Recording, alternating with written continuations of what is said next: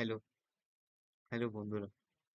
আজকে আমি তোমাদেরকে ইউনাইটেড স্টেটস অফ আমেরিকা সৃষ্টির ইতিহাসটা ব্যাখ্যা করব। এই আমেরিকা দেশটাকে অনেক ঐতিহাসিক মজা করে বলেন দ্য ল্যান্ড অফ ইমিগ্রেন্টস, মানে বহিরাগতদের দেশ। এর ইতিহাসটা ধরতে গেলে আমাদেরকে একটু পেছনে চলে যেতে হবে। কতটা পেছনে? 1453 খ্রিস্টাব্দ।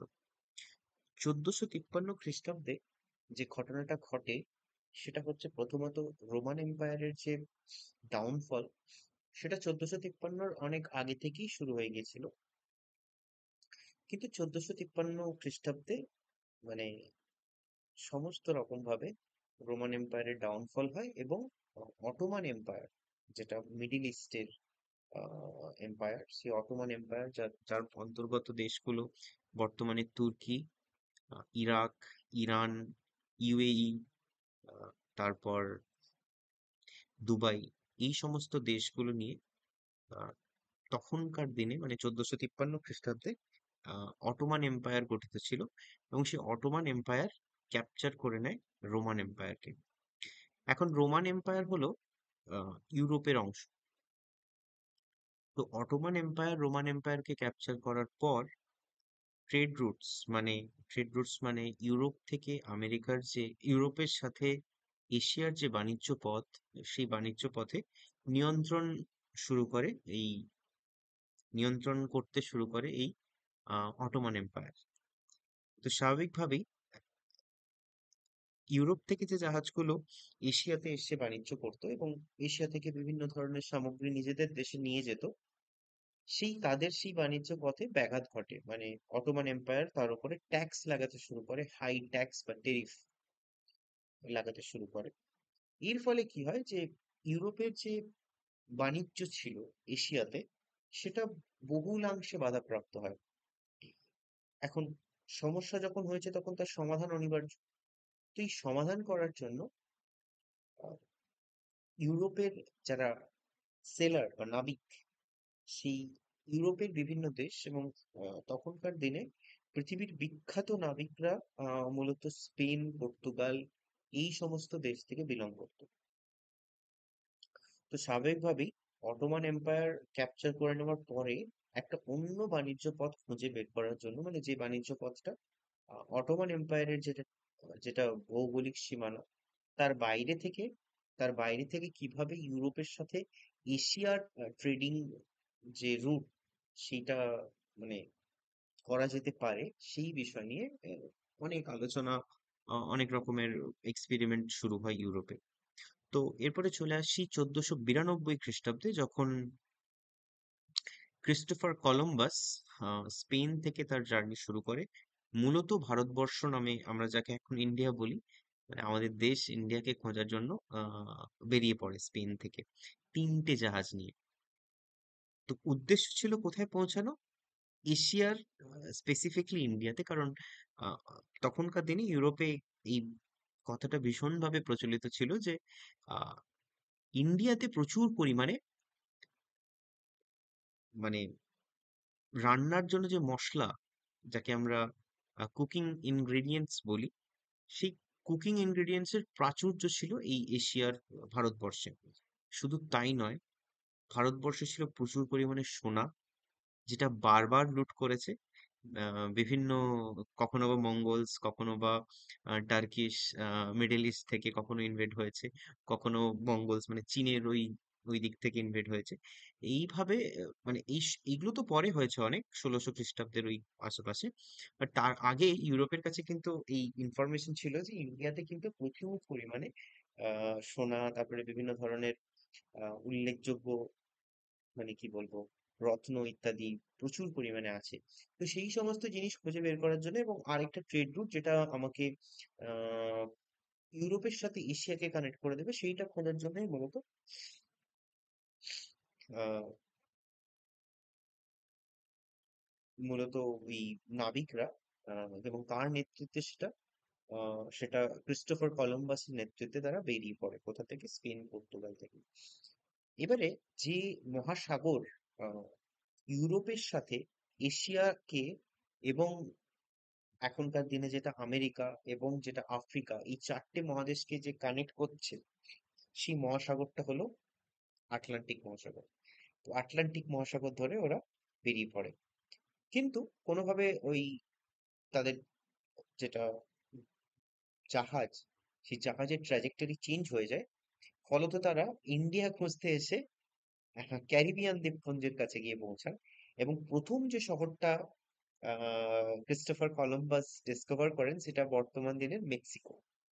তো ক্রিস্টোফার কলম্বাস কিন্তু প্রথমে বুঝতে পারেননি, তিনি ভেবেছেন যে তিনি ইন্ডিয়াতেই এসেছেন, কিন্তু বুঝতে পারেননি অ্যাকচুয়ালি, কারণ ইন্ডিয়ার যে বিবরণ তার কাছে ছিল, তার সাথে যে জায়গায় তিনি এসে পৌঁছেছিলেন তার কিন্তু বিস্তর ফারাক, এবং সেই জন্য তিনি আহ, আহ, খানিকটা কনফিউজ ছিলেন। তো সেই জন্য ওখানকার ওখানকার মানে ক্যারিবিয়ান আইল্যান্ডে পৌঁছানোর পরে সেখানকার স্থানীয় মানুষদেরকে দেখে মানে তিনি নাম দিয়ে ফেলেন রেড ইন্ডিয়ান্স। মানে তিনিও বুঝতে পেরেছেন যে আমি হয়তো ঠিক জায়গায় এসে পৌঁছইনি, বাট তিনি ভেবেছেন হয়তো এটা ইন্ডিয়ারই আশেপাশে কোনো একটা জায়গা, তাই তাদেরকে রেড ইন্ডিয়ান্স বলে নাম দেয়। এই রেড ইন্ডিয়ান্স যাদেরকে বলে আখ্যা দিয়েছিলেন ক্রিস্টোফার কলম্বাস, তারা অ্যাকচুয়ালি তখন ওই আহ, আমেরিকার যারা ট্রাইবালস, নর্থ অ্যান্ড সাউথ আমেরিকার যারা ট্রাইবালস, তাদেরকেই মূলত চিহ্নিত করেছিলেন এই রেড ইন্ডিয়ান্স নামে।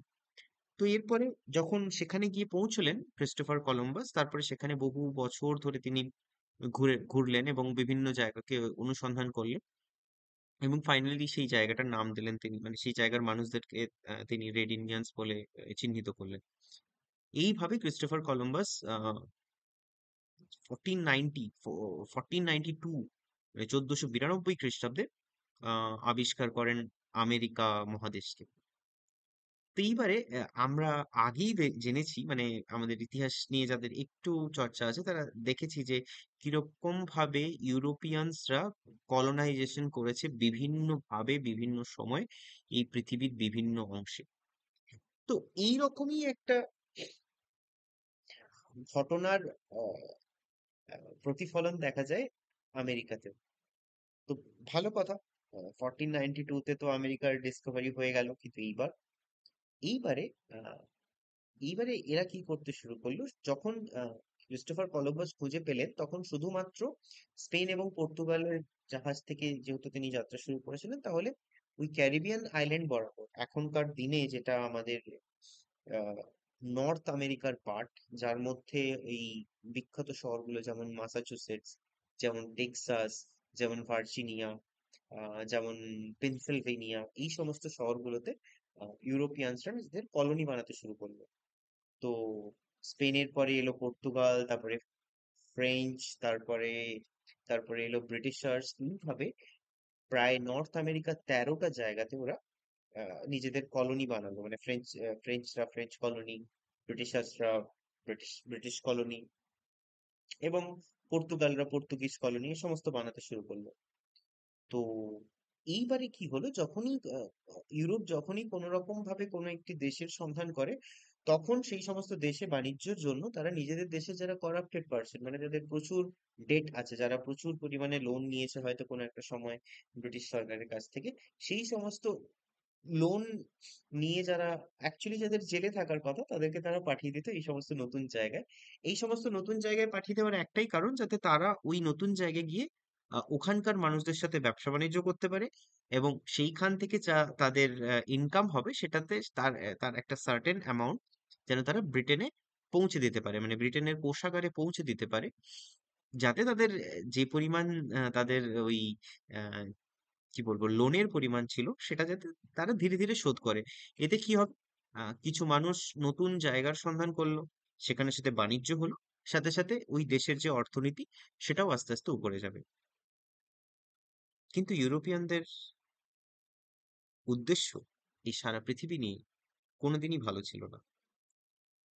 তো এরপর ওখানে যারা ট্রাইবালস ছিল, মানে যারা রেড ইন্ডিয়ান্স নামে চিহ্নিত তখনো পর্যন্ত, তাদের সাথে ব্যবসা বাণিজ্য শুরু হলো। এরকম বিভিন্ন দেশের যে কলোনিগুলো তৈরি হয়েছিল, সমস্ত দেশের কলোনিতে যারা ছিলেন তাদের সাথে তাদের ব্যবসা বাণিজ্য শুরু হলো, এবং যেখানেই ওদের ব্যবসা বাণিজ্যকে নিয়ে কোনো রকম ওই ট্রাইবালসদের সাথে কোনো রকম কোনো মনোমালিন্য হলো বা কোনো শর্তে তারা রাজি হলেন না, সেখানে কিন্তু ওদের উপরে বিভিন্ন রকম ভাবে অত্যাচার করা হলো, ওদেরকে মেরে ফেলা হলো এবং বিভিন্ন ধরনের আরো নির্যাতন করা হতো।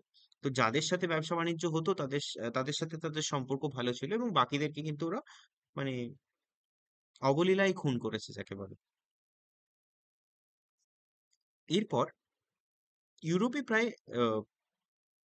100 বছর ধরে আহ, যে যে রোগটাতে প্রচুর মানুষ মারা গেছে ইউরোপে, সেটা হচ্ছে স্মল পক্স। তো এই স্মল পক্সের যে ভাইরাস, সেটা বিভিন্ন ধরনের গবাদি পশুতে থাকে। কিন্তু এই আমেরিকান ট্রাইবালসরা, যারা তখনকার দিনের ট্রাইবালস, তাদের কিন্তু এই সমস্ত গবাদি পশু নিয়ে খুব একটা মানে তাদের তাদের ওই সমস্ত এলাকায় এই সমস্ত গবাদি পশু খুব একটা থাকতো না।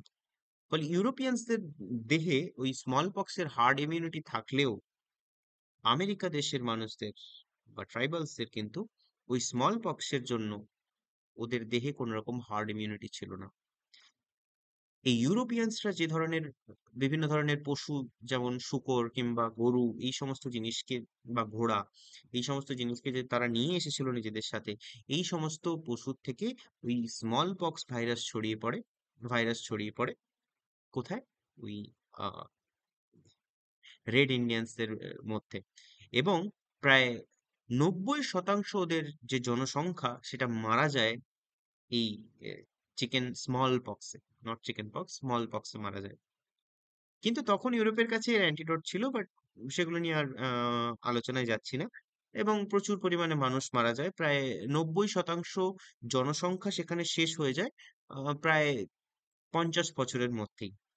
এবং বাকি যে জনসংখ্যাটা বেঁচে থাকে তাদের উপরে শুধুমাত্র যে আহ ব্রিটিশার্সরা যে শুধুমাত্র কোনো একটা ল্যান্ডে নিজেদের দেশের করাপ্টেড পার্সনদেরকে ছেড়ে দিত তাই নয়, তার সাথে তাদেরকে মনিটর করার জন্য কিছু ট্রুপসও ছাড়তো। মানে কোনো রকম কোনো অসুবিধে হলে বা কেউ কোনো ধরনের খারাপ কাজ করলে তাদের সেগুলোকে রেগুলেট করার জন্য বা নিয়ন্ত্রণ করার জন্য সেখানে কিন্তু সৈন্য মোতায়েন করা হতো। তো মোতায়েন করা হয়েছিল এরকম মানে নর্থ আমেরিকা এন্ড সাউথ আমেরিকাতে। এবং সেই সমস্ত সেনাবাহিনী কিন্তু প্রচুর পরিমাণে মানুষকে হত্যা করেছে। মানে প্রচুর পরিমাণে সেখানকার মানে বাসিন্দা যারা, যাদেরকে রেড ইন্ডিয়ানস বলে চিহ্নিত করা হয়েছে, তাদেরকে অবলীলায় হত্যা করেছে কিন্তু এই ইউরোপিয়ান আর্মি। সেই ইউরোপিয়ান আর্মির মধ্যে কিন্তু ফ্রেঞ্চ আর্মিও আছে, তারপরে তার মধ্যে কিন্তু ব্রিটিশ আর্মিও আছে, পর্তুগিজ আর্মিও আছে, মানে সব মিলিয়ে মিশে যাদের যাদের ওখানে কলোনি তৈরি হয়েছে, তাদের প্রত্যেকটি দেশের একটা স্মল ফ্র্যাকশন অফ আর্মি কে সেখানে মোতায়েন করা হতো সেই সময়। তো এইটা গেল ওই জায়গাটাতে অধিগ্রহণের অংশটা, কিভাবে সেখানে আমেরিকা দেশটাকে কিভাবে ইউরোপিয়ানসরা অধিগ্রহণ করেছিল ওই সময়, এবং সেখানকার মানুষদেরকে কিভাবে প্রাকৃতিক কারণেই হোক এবং কিছুটা ইন্টেনশনালিও মেরে ফেলেছিল, তার ইতিহাসটাকে এখানে ব্যাখ্যা করি। এর পরের অংশটা কিন্তু আরো ইন্টারেস্টিং। তাহলে আমেরিকাতে যারা অ্যাকচুয়াল বাসিন্দা ছিল তাদেরকে তো কোনোভাবে সরিয়ে দেওয়া গেল। এরপর ওখানে যারা এসে স্থায়ীভাবে বসবাস করতে শুরু করলেন, সেই কলোনির লোকজন, তারা আরো বিভিন্ন ভাবে নিজেদের কলোনিকে এক্সপ্যান্ড করলো। প্রথমে সাউথ আমেরিকা থেকে নর্থ আমেরিকা পর্যন্ত এক্সপ্যান্ড হয়ে গেল। এরকম অনেক জায়গাতে আস্তে আস্তে নিজেদের কি বলবো ঘাঁটি গেড়ে ফেললো সমস্ত ইউরোপিয়ান দেশগুলো। কিন্তু এখন মজার কথা হচ্ছে, ইউরোপের থেকে নর্থ আমেরিকার বা সাউথ আমেরিকার যে পোর্শন, তার মাঝে আছে কিন্তু আটলান্টিক ওশান। তো স্বাভাবিকভাবেই খুব একটা ভালো রেগুলারাইজেশন কিন্তু পসিবল ছিল না ওই নর্থ অ্যান্ড সাউথ আমেরিকাতে যারা বাসিন্দা আছে তাদের উপর ব্রিটিশ সরকারের বা ইউরোপের বাকি দেশগুলি। এর ফলে কি হলো, তো যেখানেই লুপ হোলস থাকে সেখানেই তো নতুন রকমের প্ল্যানিং হয়। তো আস্তে আস্তে এই ইউরোপ এই ইউরোপের যে সমস্ত দেশগুলি থেকে বিভিন্ন মানুষ এসে বসবাস করতে শুরু করেছিল আমেরিকাতে, নর্থ অ্যান্ড সাউথ আমেরিকাতে, তারা আস্তে আস্তে কিন্তু নিজেদের যে বাণিজ্য চুক্তি, তাদের যে ট্রেড ট্রিটি, সেগুলোকে আস্তে আস্তে নস্যাৎ করতে শুরু করলো। মানে ওরা সহজ কথায় বললো যে না, আমরা কিন্তু আর ব্রিটিশ সরকারকে নিজেদের আহ ব্যবসা বাণিজ্য করে ইনকাম করা পয়সার কোনো রকম কোনো ট্যাক্স দেব না। শুধু তাই নয়, 1653 খ্রিস্টাব্দে আম, মূলত ব্রিটেনই মোনার্কির যে কনসেপ্ট ছিল সেটা আস্তে আস্তে ডাউনফল হতে শুরু করে এবং সেখানকার মানুষজন ধীরে ধীরে ডেমোক্রেসিকে প্রায়োরিটাইজ করতে শুরু করে। এই হচ্ছে তখনকার দিনের সময়ের ঘটনা। এই যখন ডেমোক্রেসি জিনিসটার আবেদন ব্রিটেনে শুরু হলো, তখন কিন্তু সেই সুরে সুর মেলালেন এই আমেরিকায় থাকা ব্রিটিশার্স বা ইউরোপের বাকি দেশগুলির যারা বাসিন্দা ছিলেন। তো এর ফলে কি হলো যে ওদের যে পার্লামেন্টে, মানে ব্রিটিশ পার্লামেন্টে কিন্তু এই আমেরিকান ইউরোপিয়ানসদের প্রতিনিধি নিযুক্ত করার একটা সিদ্ধান্ত হচ্ছিল। মানে যারা আমেরিকায় বসবাসকারী ইউরোপিয়ানসরা, তারা নিজেদের প্রতিনিধিকে ব্রিটিশ পার্লামেন্ট, মানে খোদ ব্রিটেনের পার্লামেন্টে তাদেরকে নিযুক্ত করার জন্য প্রস্তাব দিয়েছিলেন, যাতে তাদের ওপর কোনো রকম, মানে এমন যাতে না হয় যে শুধুমাত্র ব্রিটেনের লোকজন যা ডিসাইড করে যে ধরনের আহ নিয়মগুলোকে আনতে চাইছেন, সেগুলোই যাতে, সেগুলো যেন মানে কোনো প্রতিবাদবিহীন ভাবে লাগু না হয়ে যায়, এই জিনিসটাকে এনশিওর করার জন্য ওরা, মানে আমেরিকায় থাকা ব্রিটিশার্সরা নিজেদের একটা প্রতিনিধি ব্রিটেনের পার্লামেন্টে নিযুক্ত করার জন্য দাবি তুলতে শুরু করলো। এরপরে এইভাবে বিভিন্ন, মানে প্রায় অনেক বছর ধরে এই আমেরিকা ভার্সেস ইউরোপ টেনশনটা বাড়তে থাকলো। কিন্তু এইখানে যারা আমেরিকা ভার্সেস ইউরোপ টেনশনের মধ্যে যারা পার্ট, যাদের যারা পায়োনিয়ারিং কন্ট্রিবিউশন যাদের, তারা কিন্তু কেউ খোদ আমেরিকার বসবাসী নয়, তারা সবাই কিন্তু ব্রিটেন থেকে বা ইউরোপ থেকে ইমিগ্রেটেড হয়ে এসছিল আমেরিকাতে। এরপর 1750 খ্রিস্টাব্দে ব্রিটেনের সাথে ব্রিটেনের সাথে ক্ল্যাশ হয়। ব্রিটেনের সাথে ক্ল্যাশ হয় কার? ব্রিটেনের সাথে ক্ল্যাশ হয়, আহ, ব্রিটেনের সাথে ক্ল্যাশ হয়ে যায় ফ্রান্সের। তো ফ্রান্সের সাথে যখন ব্রিটেনের ক্ল্যাশ হলো, তো ব্রিটেনের সাথে ফ্রান্সের ক্ল্যাশ হওয়ার পরে প্রায় 1750 থেকে প্রায় 14 বছর ওদের মধ্যে ওয়ার চলে, প্রায় 1764 পর্যন্ত।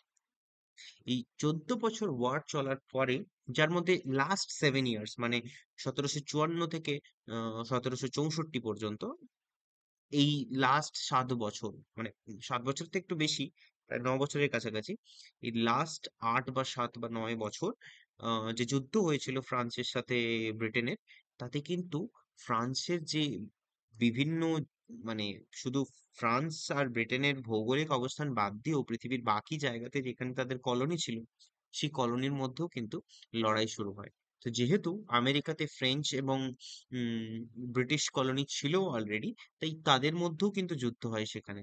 এবং ফাইনালি আমেরিকাতে তো জয়লাভ করেই ব্রিটেন, মানে ব্রিটেন কলোনিজ, এবং ইউরোপেও জয়লাভ করে যায়, মানে ফ্রান্সকে পরাজিত করে ব্রিটিশ ব্রিটিশার্সরা। এর ফলে কি হয়? ব্রিটিশার্সদের পাওয়ার আরো বৃদ্ধি পায়, মানে সারা পৃথিবীতে তাদের শক্তি আরো বৃদ্ধি পায়। এবং স্বাভাবিকভাবেই শক্তি বৃদ্ধির সাথে সাথে তারা বিভিন্ন রকমের পলিসি নিয়ে আসতে শুরু করে, এবং সেই পলিসিগুলোকে আমি একটু কোট করব। এবং সেই পলিসিগুলোর মধ্যে যেটা খুব ইম্পর্টেন্ট সেটা হচ্ছে ফার্স্ট সুগার অ্যাক্ট 1763। এই সুগার অ্যাক্ট লাগু কোথায় করা হয়? সুগার অ্যাক্ট লাগু করা হয় উত্তর আমেরিকা এবং দক্ষিণ আমেরিকাতে। এবং এই অ্যাক্ট অনুযায়ী উত্তর আমেরিকা এবং দক্ষিণ আমেরিকার কোনো বাসিন্দা কফি, সিল্ক এবং ওয়াইনের বাণিজ্য করতে পারবে না। এবং আমেরিকাতে, নর্থ এবং সাউথ আমেরিকাতে রামের ইম্পোর্টকে বন্ধ করে দেওয়া হয়। রাম রাম হোয়াইট রাম ইম্পোর্ট বন্ধ করে দেওয়া হয় এই দেশে। এর ফলে আমেরিকায় থাকা বাসিন্দারা কিন্তু স্বাভাবিকভাবেই খুব এর প্রতিবাদ জানায়, এবং তাদের মনে এই ঘটনাকে কেন্দ্র করে বেশ ক্ষোভের সঞ্চার হয়। এর পরের ঘটনাটা কিন্তু আরো ইন্টারেস্টিং। পরের ঘটনাটা ঘটে যায় 1764। এটাকে বলে দ্য কারেন্সি অ্যাক্ট। এই কারেন্সি অ্যাক্টে কিন্তু ব্রিটিশ সরকার বা ব্রিটিশ গভর্নমেন্ট ডিসাইড করে যে আমেরিকায় থাকা ব্রিটিশার্সরা কিন্তু নিজেদের কোনো টাকা প্রিন্ট করতে আর পারবে না। মানে আমেরিকায় কিন্তু যে কারেন্সি চলবে বা যে টাকা দিয়ে তারা জিনিসপত্র কেনা বেচা করবে, সেই টাকা কিন্তু প্রিন্ট হবে ব্রিটেনে। দ্বিতীয় দ্বিতীয় আঘাত, এটা একটা ফাইন্যান্সিয়াল অ্যাটাক কোনো একটা পার্টিকুলার সেট আপের ইকোনমিকে ডিস্ট্রয় করার একটা খুব মানে ওয়েল ফ্যাব্রিকেটেড মেথড। এর পরেরটা আরো ইন্টারেস্টিং, সেটা হচ্ছে কোয়াটার্নিং অ্যাক্ট। এটা হচ্ছে 1765। এই 1765 এর অ্যাক্টটা কিন্তু direct attack on America, America Americans, মানে আমেরিকাতে যে ব্রিটিশ রাষ্ট্র ছিল তাদের উপর এটা ডাইরেক্ট অ্যাটাক হয়। এবং এই অ্যাক্ট অনুযায়ী বলা হয় যে আমেরিকাতে যে ব্রিটিশার্সরা আছে তাদেরকে কিন্তু ওই আমেরিকাতে যে ব্রিটিশ ট্রুপস আছে, মানে যে সৈন্যবাহিনী আছে, তাদের সমস্ত ধরনের থাকা এবং খাওয়ার খরচা বহন করতে হবে। তো মানে এই থাকা খাওয়ার খরচাটা কোথা থেকে আসবে? এই থাকা খাওয়ার খরচাটা কিন্তু ওই দেশের যে যাবতীয় সম্পত্তি, এবং সেই সম্পত্তি কোথা থেকে আসছে? তারা তারা বিভিন্ন দেশের সাথে যে ট্রেড করছে সেইখান থেকে তাদের সম্পত্তি আসছে। এবং তাদেরকেই কিন্তু ট্যাক্স দিয়ে, মানে ব্রিটিশ, মানে আমেরিকাতে থাকা ব্রিটিশার্সদের কিন্তু ট্যাক্স দিয়ে আমেরিকাতে নিযুক্ত ব্রিটিশ ট্রুপসদের খাওয়া এবং থাকার সমস্ত রকম দায়িত্ব নিতে হবে। এই অ্যাক্ট হয় কোয়ার্টারনিং অ্যাক্ট 1765-এ। এরপরে কিন্তু মানে আমেরিকার লোকজনের মধ্যে বিভিন্ন রকম ভাবে ক্ষোভের সঞ্চার হয় এবং তারা অলমোস্ট ডিসাইড করে নেয় যে we are going to have a full fledged war against Britain.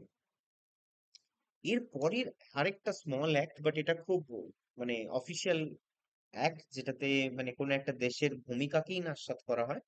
এই অ্যাক্টটা হচ্ছে দ্য স্ট্যাম্প অ্যাক্ট। এই স্ট্যাম্প অ্যাক্টটা বলা হয় যে আমেরিকায় থাকা ব্রিটিশার্সদের কিন্তু ব্রিটেন থেকে স্ট্যাম্প কিনতে হবে তাদের অফিসিয়াল ডকুমেন্ট গুলোকে পাবলিশ করার জন্য এবং সেগুলোকে কার্যকারী করে তোলার জন্য। উইদাউট ব্রিটিশ স্ট্যাম্প কিন্তু কোনো আমেরিকান ডকুমেন্টসকে ইন্টারন্যাশনাল লেভেলে কোনো রকম মান্যতা দেওয়া হবে না।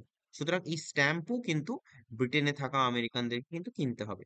মানে বিভিন্ন ভাবে, যেহেতু ব্রিটেনে থাকা আমেরিকানরা ব্রিটিশের সাথে নিজেদের ট্রেড ইন্টারেস্টকে পজ করতে চেয়েছিল, সেই জিনিসটাকে মানে রেগুলেট করার জন্য, মানে সেই জিনিসটাকে সেই জিনিসটাকে কন্ট্রোল করার জন্য কিন্তু ব্রিটিশার্সরা এই ধরনের কিছু রুলস ইম্পোজ করে দেয়। স্বাভাবিকভাবেই এরপরে কিন্তু ব্রিটেনের সাথে আমেরিকার সম্পর্ক আস্তে আস্তে খারাপ হয়ে যায়। এটা কিন্তু অনেকটা গৃহযুদ্ধ বলবো না, বাট ওই নিজেদের দেশের সাথেই নিজেদের দেশের মানুষের লড়াই বলা যেতে পারে। কারণ আমেরিকাতে যে বাসিন্দা, যারা যারা ওখানে এসে উঠেছেন এবং অনেক বছর ধরে ওখানে থাকছেন, তারা কিন্তু অ্যাকচুয়ালি তাদের অরিজিনটা কিন্তু কোথায়? ব্রিটেনে। মানে তারা সবাই কিন্তু ইউরোপিয়ান বাই ডিফল্ট। এরপর যখন কোনো একটা দেশ যুদ্ধের মধ্যে দিয়ে যায় তখন সেই দেশের বিপুল অর্থনৈতিক ক্ষয়ক্ষতি হয়। তো ব্রিটিশ ব্রিটেন যে এই ধরনের কিছু রুলস ইম্পোজ করে দেয় আমেরিকার ওপরে, আমেরিকায় থাকা ব্রিটিশার্সদের ওপরে, সেটা যে শুধুমাত্র কি বলবো কন্ট্রোল করার জন্য তা নয় কিন্তু। ফ্রান্সের সাথে যুদ্ধে ব্রিটেনের প্রচুর ক্ষয়ক্ষতি হয়েছিল। প্রায় 130 মিলিয়ন পাউন্ডস তাদের ডেট বা ঋণের পরিমাণ ছিল এই যুদ্ধের কারণে। তো এত পরিমাণ ঋণকে শোধ দেওয়ার জন্য তো কোনো একটা উপায় হতে হবে, উপায় বের করতে হবে। তো সেই উপায়কে ইনশিওর করার জন্য কিন্তু ওরা এই ধরনের স্টেপস নিয়েছিল। এরপর এর পরের ঘটনাটা কিন্তু আরো ইন্টারেস্টিং। তো আমেরিকায় থাকা ব্রিটিশার্সরা দেখছে যে আমাদের সমস্ত কাজের উপরে কিন্তু এরপর একটা ব্রিটেন কন্ট্রোল আসতে চলেছে। তার উপর ওদের বিভিন্ন জিনিসকে বাতিল করা হয়, ওদের বিভিন্ন বিষয়ে ওদের ট্যাক্স ইনক্রিজ করা হয়। এই সমস্ত কারণে ওদের মনে almost they were just burning with the anger with the Britishers. মানে ওরা প্রায় ডিসাইড করেই নিয়েছিল যে আমাদের আর এগেনস্টে যাওয়া ছাড়া আর আমাদের কাছে কোনো উপায় নেই। এই হলো ঘটনা। এরপরে কি হলো? এরপরে হলো এরপরের যে ঘটনাটা সেটা একটু স্ট্র্যাটেজিক। মানে আমেরিকানস ব্রিটিশার্সরা দেখলো যে ব্রিটেনের এই সময় অবস্থা অর্থনৈতিকভাবে ভালো নয়, প্রচুর পরিমাণে লোন হয়েছে। যখনই কোনো একটা দেশ এরকম যুদ্ধের মধ্যে দিয়ে যায় তখনই কিন্তু তাদের ইকোনমিক্যাল ডিজাস্টার হয়। এটা ছিল প্রথম পয়েন্ট। সেকেন্ড পয়েন্ট, ওদের প্রচুর ট্রুপসও মারা যায় এই ফ্রান্সের সাথে ব্রিটেনের যুদ্ধে প্রচুর ট্রুপসও মারা যায়। তাদের সামগ্রিক যে ক্ষমতা তা একটু হলেও মানে কমে যায় আর কি, এই সমস্ত যুদ্ধের কারণেই বেসিক্যালি। এই সুযোগ নিয়ে 1776 খ্রিস্টাব্দের 4th জুলাই, 1776 খ্রিস্টাব্দের 4th জুলাই, যেটা আমেরিকার ইন্ডিপেন্ডেন্স ডেও বলা যেতে পারে, সেই দিন জর্জ ওয়াশিংটনের নেতৃত্বে কিন্তু আমেরিকান যারা ব্রিটিশার্স ছিল, ব্রিটিশার্স কেন বলছি, কারণ ওই মানে ফ্রান্সের সাথে ব্রিটেনের লড়াইয়ে আমেরিকাতে যে কিন্তু ফ্রেঞ্চ কলোনিজ ছিল, যে তেরোটা কলোনির কথা বললাম, সেই 13টা কলোনি কিন্তু ব্রিটিশার্সরা দখল করে নেয়। এই জন্য এই ওয়ারটাকে full fledged American British versus British war ই বলা যেতে পারে। হুম। তো সেইখানে যারা ট্রুপস ছিল, মানে আমেরিকাতে যে ব্রিটিশ ট্রুপস ছিল, তাদের এগেনস্টে যুদ্ধ ঘোষণা করে আমেরিকা আমেরিকান লিবারেশন আর্মি, মানে যারা যারা বেসিক্যালি ব্রিটিশার্সদেরকে নিয়েই তৈরি। এখন দুটো মহাদেশের মাঝে আছে আটলান্টিক মহাসাগর। সুতরাং ব্রিটেনের পক্ষে সেই ট্রুপসদেরকে আবার এক জায়গা থেকে আরেক জায়গায় পৌঁছানো was next to impossible, because they already have, you know, burned so much of money in the war with France. তাদেরকে ওখানে নিয়ে যাওয়া, তারপরে সেখানে যুদ্ধ করা, সেই সমস্ত থকে যাওয়া সৈনিকদের সেই জায়গায় গিয়ে যুদ্ধ করা, এই জিনিসগুলো খুব একটা ফিজিবল ছিল না।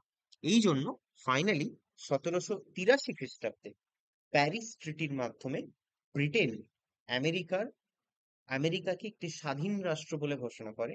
এবং সেই স্বাধীন রাষ্ট্রে থাকবে কি, নতুন নিয়ম, নতুন পার্লামেন্ট, এবং সেখানে যা ধরনের নীতি হবে সেগুলো ওই আমেরিকার বসবাসী যারা, মূলত তারা ব্রিটিশার্সই, কিন্তু তারাই ডিসাইড করবে। এইরকম একটা ট্রিটি সাইন হয় প্যারিসে 1783-তে, 1783 খ্রিস্টাব্দে।